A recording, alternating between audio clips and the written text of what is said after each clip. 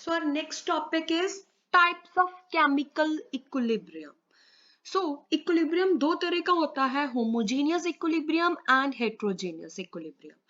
Homogeneous equilibrium बहुत easy है, कहीं पे भी होमोजीनियस वर्ड आ जाता है उसका हम मतलब सेम ही रखते हैं कि उसमें सेम फेज हो, ठीक है, यूनिफॉर्म फेज हो, मींस रिएक्टेंट और प्रोडक्ट दोनों सेम फेज में हो, उस इक्विलिब्रियम को क्या बोलेंगे हम? Homogeneous equilibrium. देखो क्या है हमारे पास, हैबर्स प्रोसेस है, that is nitrogen when react with hydrogen it forms ammonia. Nitrogen भी गैस फॉर्म में है, हाइड्रोजन भी गैस फॉर्म में है और अमोनिया भी गैस फॉर्म में है.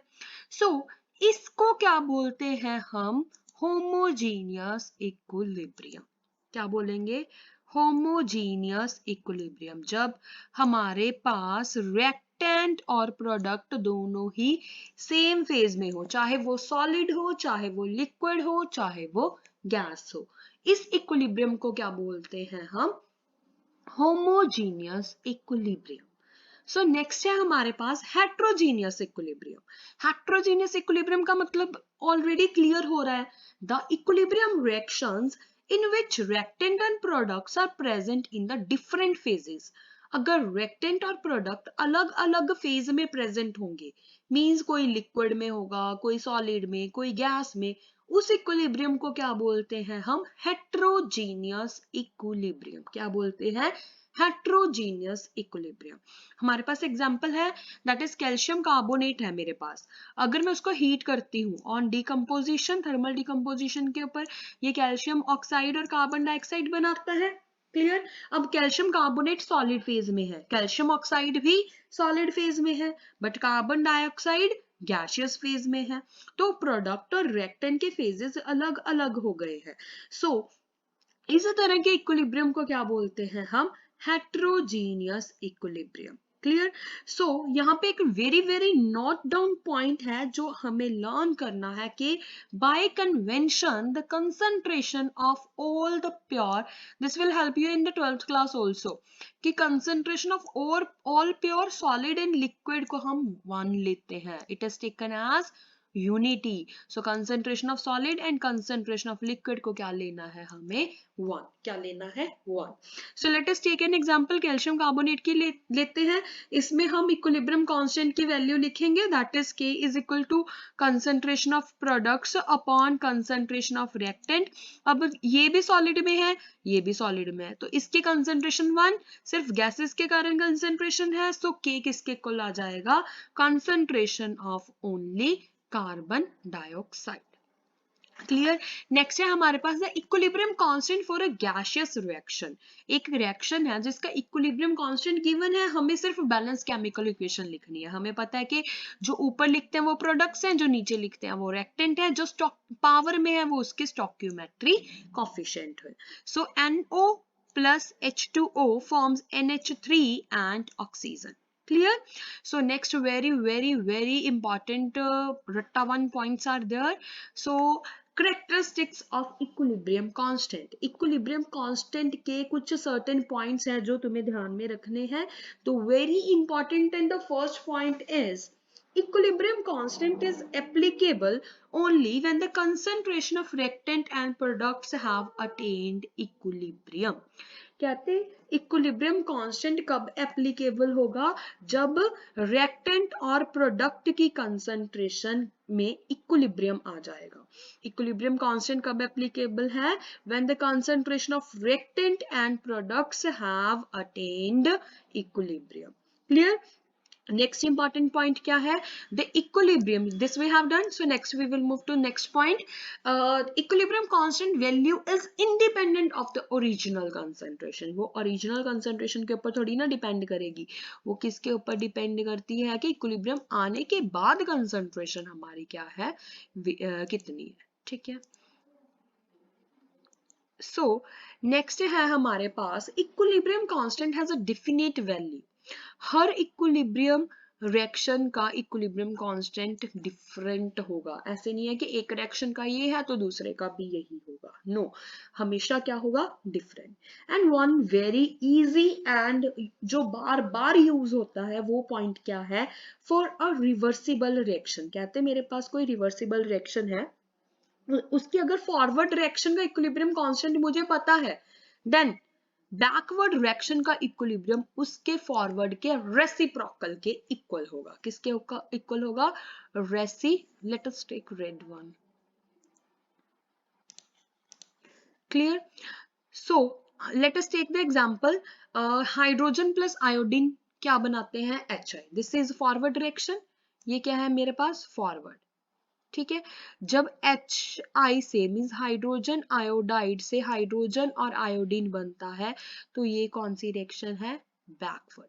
Equilibrium constant for forward direction we can write, ठीक है, लिख सकते हैं हम। ठीक है, सो ये लिख दिया, ये गिवन है हमारे पास 48। बैकवर्ड डायरेक्शन के लिए इक्विलिब्रियम कांस्टेंट k डैश होगा which is equal to the reciprocal of the equilibrium constant of the first direction. So k dash किसके इक्वल आ जाएगा? k dash is equal to 1/48। Clear? So this is a highlight point important जो तुम्हें learn रखना है। अगर तुम्हें forward direction का इक्विलिब्रियम कांस्टेंट पता है देन बैकवर्ड डायरेक्शन का इक्विलिब्रियम कांस्टेंट उसके रेसिप्रोकल के इक्वल होगा। And the last characteristic of equilibrium constant is it is independent of the presence of catalyst. Catalyst है चाहे नहीं है, इक्विलिब्रियम कांस्टेंट क्या है? कैटलिस्ट के ऊपर डिपेंड नहीं करता। These two examples we have already done. So now we will move to very important part of the equilibrium constant, that is application of equilibrium constant. इससे हम ये करेंगे पता कि k की वैल्यू हमें क्या क्या बताती है। ठीक है, एंड इसके रिलेटेड कुछ न्यूमेरिकल्स भी हैं जो हमेशा एग्जाम्स में आते ही रहते हैं। ठीक है, सो हमारे पास क्या है? सबसे पहले it helps in the prediction of extent of the reaction. ठीक है, कि रिएक्शन कहां तक हो रही है।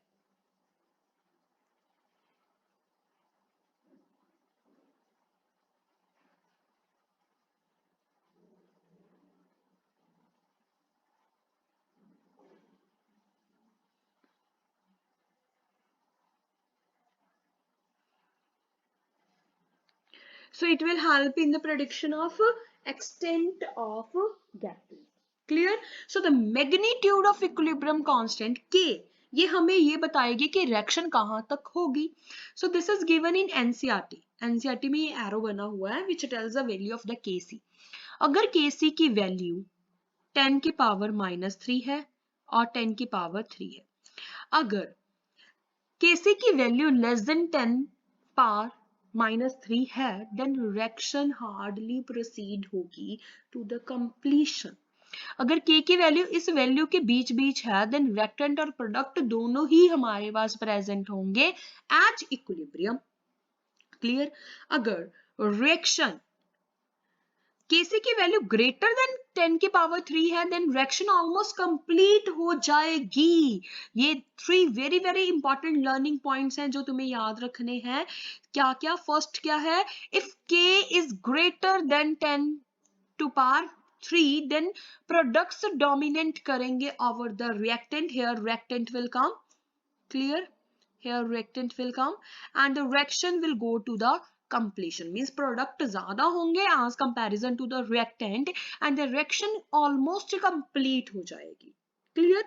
अगर K की value less than 10 raise to power -3 हो तो रिएक्टेंट डोमिनेट करेंगे ओवर द प्रोडक्ट एंड हमारे पास रिएक्शन बहुत कम होगी क्योंकि प्रोडक्ट ही हमें ज्यादा नहीं मिलेगा, हमें तो रिएक्टेंट ही ज्यादा मिलेंगे। अगर K की वैल्यू इस वैल्यू के इन बिटवीन होगी तो हमें रिएक्टेंट और प्रोडक्ट दोनों ही मिलेंगे और वो रिएक्शन किसमें होगी? इक्विलिब्रियम में होगी। So if K is greater than 10 raise to power 3 then product dominate करेंगे, अगर लेस देन होगा तो रिएक्टेंट करेंगे, अगर इन बिटवीन होगी तो दोनों प्रेजेंट होंगे और रिएक्शन इक्विलिब्रियम पे होगी। So next application of equilibrium constant हमें ये बताती है कि किस डायरेक्शन में रिएक्शन होगी, फॉरवर्ड डायरेक्शन में या फिर बैकवर्ड डायरेक्शन में। सो इससे पहले हम एक वेरी इंपॉर्टेंट टर्म करेंगे दैट इज रिएक्शन कोएफिशिएंट।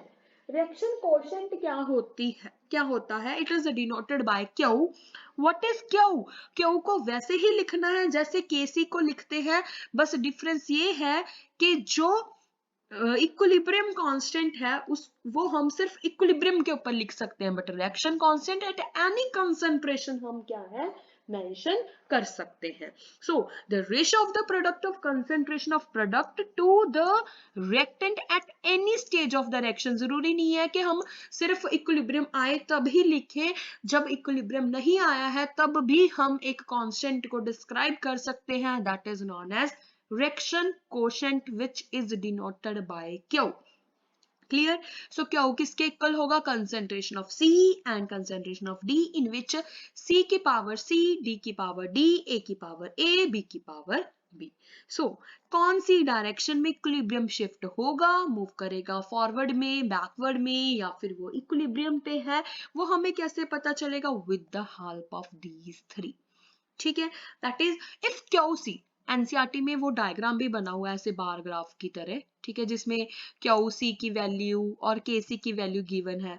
अगर अगर हमारे पास के सी की वैल्यू, सपोज करो this is for K C and this is for Q C, अगर क्यू सी की वैल्यू कम है के सी से तो क्या होगा? कहते हैं रिएक्शन फॉरवर्ड डायरेक्शन में जाएगी, इक्विलिब्रियम नहीं होगा उस टाइम, प्रोडक्ट ज्यादा से ज्यादा बनेंगे, reaction will move in a forward direction और you can say left to right. But अगर इक्वल होंगे then reaction is at equilibrium. If Q is greater than K C then reaction tends to form reactant and the reaction proceed from right side to the left side. So these are three very important points which you have to learn. If QC is greater than KC then reaction proceed from right to left. If QC is equal to KC then reaction is at equilibrium. If KC is greater than QC then reaction tends to form products. And अगर KC ज्यादा है then reaction कौन सी direction में move कर रही है? Forward में. ठीक है, अगर क्यूसी ज्यादा है देन बैकवर्ड में, अगर दोनों इक्वल हैं देन वो किसके ऊपर है? At equilibrium. And the third one is we can calculate equilibrium constant and the concentration. Steps I am describing here. So in the next video lecture we will do the numericals related to the equilibrium constant which is very important topic from exams point of view, NEET, JEE. ठीक है, most of the times यही question numerical पूछा जाता है and it will help you in the 12th class also. So watch my next video.